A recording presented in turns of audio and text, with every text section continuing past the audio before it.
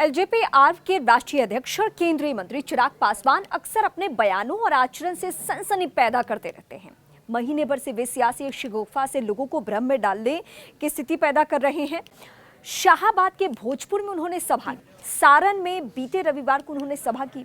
सभाओं में उनके भाषण की सबसे कॉमन बात ये रही है कि वे विधानसभा की सभी 243 सीटों पर चुनाव लड़ने का दावा कर रहे हैं। एनडीए को मजबूत बनाने के लिए वे खुद विधानसभा का चुनाव लड़ेंगे। उनकी बातों से एनडीए समर्थक बहुत कंफ्यूज हो चुके हैं। वे समझ नहीं पा रहे कि चिराग जब सभी सीटों पर चुनाव लड़ेंगे तो एनडीए के बाकी सहयोगी दल क्या करेंगे।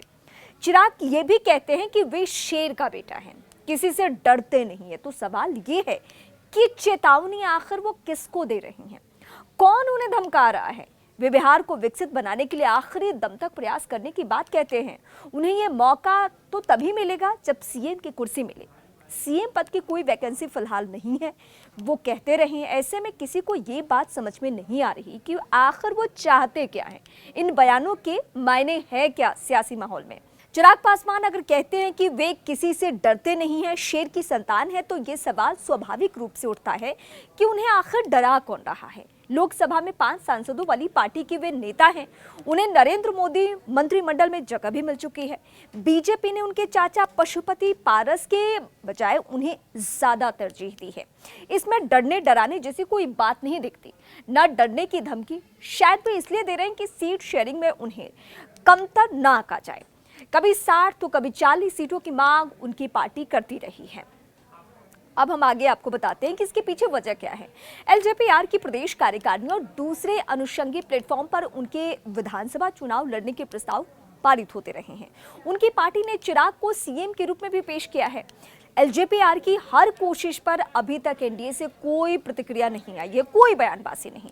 लेकिन किसी की समझ में नहीं आ रहा है कि चिराग आखिर चाहते क्या हैं।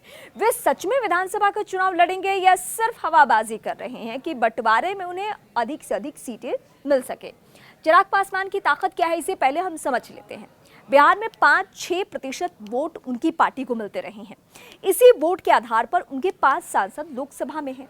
2020 के चुनाव में चिराग ने इसी के तहत नखरे भी दिखाए थे। वे बिहार फर्स्ट, बिहारी फर्स्ट के नारे के साथ जितनी सीटें चाहते थे एनडीए में उतनी सीटें नहीं मिली, तो उन्होंने बगावत कर दी।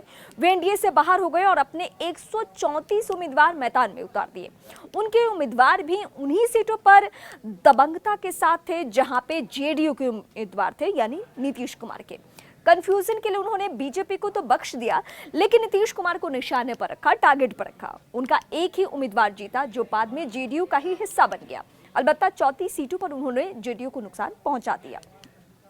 जेडीयू को 43 सीटों पर सिमट जाना पड़ा। 1.5 दर्जन ऐसी सीटें रही जहां चिराग की पार्टी दूसरे नंबर पर रही। नीतीश कुमार से पंगा लेकर चिराग ने चालाकी ये की कि वे अपने को नरेंद्र मोदी का हनुमान बताते रहे पूरे चुनाव के दौरान। बीजेपी के खिलाफ उम्मीदवार उतारने से परहेज तो किया ही, बीजेपी ने जिन उम्मीदवारों को टिकट नहीं दिया उन्हें भी चिराग ने टिकट दे दिया। इसे ये बताकर प्रचारित किया गया कि बीजेपी के इशारे पर नीतीश कुमार को कमजोर करने के लिए उन्होंने ऐसा किया है। हालांकि ये बात निराधार साबित हुई। अपने से कम सीटों वाली पार्टी के नेता नीतीश कुमार को बीजेपी ने मना समझाकर सीएम बना दिया। ये तो 2020 की स्थिति रही। चिराग पासवान के तेवर अगर तल्ख हुए हैं तो इसकी वजह सिर्फ सीटों की संख्या ही नहीं है। चिराग वैसी सीटें भी चाहते हैं जो जेडीयू की रही है, या जेडीयू के जिन उम्मीदवारों के खिलाफ एलजेपी-आर के कैंडिडेट दूसरे नंबर पर रहे हैं।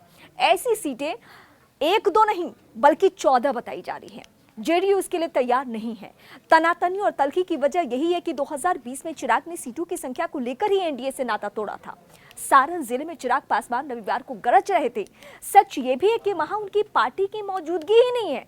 सारण की 10 असेंबली सीटों में 7 पर महागठबंधन का कब्जा है। सिर्फ 3 ही ऐसी सीटें हैं जिस पर एनडीए का कब्जा है। बीजेपी ने 3 सीटें जीती थी। महागठबंधन की 7 सीटों में से 6 पर आरजेडी और 1 पर वाम दल ने जीत दर्ज की थी।